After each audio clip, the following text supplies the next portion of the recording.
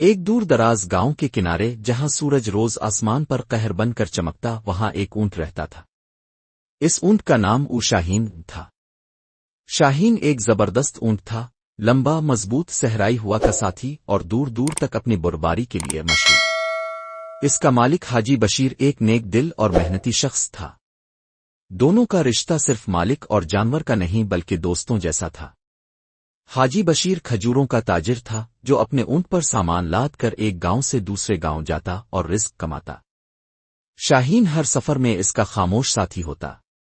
بشیر اسے نام لے کر بلاتا، اس کے ساتھ باتیں کرتا اور جب تھکن ہوتی اسے سائے میں بٹھاتا، پانی پلاتا اور خود پیچھے ہٹ جاتا۔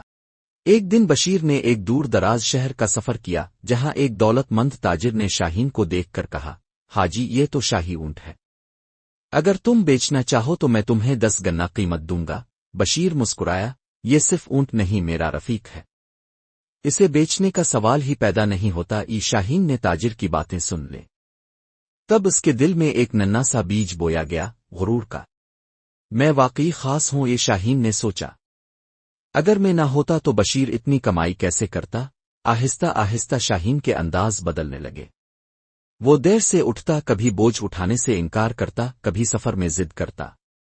بشیر نے پہلے تو نرمی سے سمجھایا، پھر سختی بھی کی، مگر شاہین کا غرور بڑھتا گیا۔ ایک دن بشیر اور شاہین قافلے کے ساتھ طویل سفر پر روانہ ہوئے۔ راستہ کٹھن تھا، ریت کے طوفان آتے، پانی کم تھا اور بوجھ زیادہ۔ قافلے کے باقی اونٹ چل رہے تھے مگر شاہین بار بار بیٹھ جاتا۔ شاہین میرا دوست، یہ وقت آزمائش کا ہے، صبر کرو، منزل قریب ہے، بشیر نے کہا۔ مگر شاہین نے منہ پھیر لیا۔ راستے میں ایک ندی آئی، سب اونٹوں نے آسانی سے پار کر لی مگر شاہین نے ضد کی، میں کیوں چلوں؟ مجھے تو آرام چاہیے۔ جب بشیر نے اسے زبردستی کھینچنے کی کوشش کی تو شاہین نے زور سے جھٹکا دیا جس سے بشیر ندی میں گر گیا۔ کپڑے بھیگ گئے، مال خراب ہو گیا، قافلہ رک گیا، لوگ حیران رہ گئے۔ بشیر نے ٹھنڈی سانس لی اور صرف اتنا کہا، شاہین تم بدل گئے ہو۔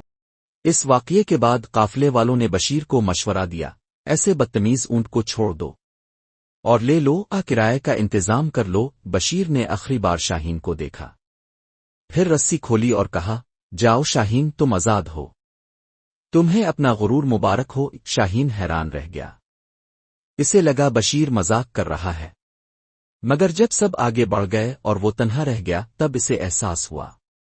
پہلے تو شاہین خوش ہوا، میں آزاد ہوں، نہ بوجھ نہ سفر نہ حکم، مگر چند دن بعد جب پیاس لگی، کھانے کو کچھ نہ ملا اور راتوں کی سردی نے ہڈیوں میں درد ڈال دیا، تب شاہین کو اپنے مالک کی یاد آئی۔ بشیر، وہ مجھے سائے میں بٹھاتا تھا، پہلے مجھے پانی دیتا تھا، کیا میں نے واقعی اسے چھوڑ دیا؟ ہفتے گزر گئے، شاہین بدحال ہو گیا، جسم کمزور، پاؤں زخمی، آنکھوں میں ندامت۔ ایک دن بڑی مشکل سے وہ اسی گاؤں پہنچا جہاں سے بشیر کا تعلق تھا۔ بشیر اپنے صحن میں بیٹھا کھجوریں چھیل رہا تھا جب اس نے دروازے پر آہٹ سنی۔ اس نے نگاہ اٹھائی تو سامنے شاہین کھڑا تھا، گرد آلود، کمزور مگر نظریں جھکی ہوئیں۔ بشیر نے سب کچھ سمجھ لیا، وہ آگے بڑھا، خاموشی سے شاہین کے سر پر ہاتھ پھیرا اور کہا، میرا دوست واپس آ گیا۔ شاہین کی آنکھوں سے آنسو بہنے لگے، وہ جھک کر بشیر کے قدموں میں بیٹھ گیا۔ اس دن کے بعد شاہین نے کبھی سستی غرور نہیں دکھایا، وہ پہلے سے زیادہ وفادار ہو گیا۔ بشیر نے بھی اسے پہلے جیسا پیار دیا، مگر اب دونوں کے رشتے میں ایک نئی بات شامل ہو چکی تھی، سمجھداری۔ گاؤں کے لوگ بچوں کو یہ کہانی سناتے، ایک اونٹ تھا جو غرور میں آ گیا، اس نے اپنے مالک کو تکلیف دی، مگر جب تنہا ہوا تو اس نے سیکھا کہ عزت اور وفا ہی اصل شان ہے۔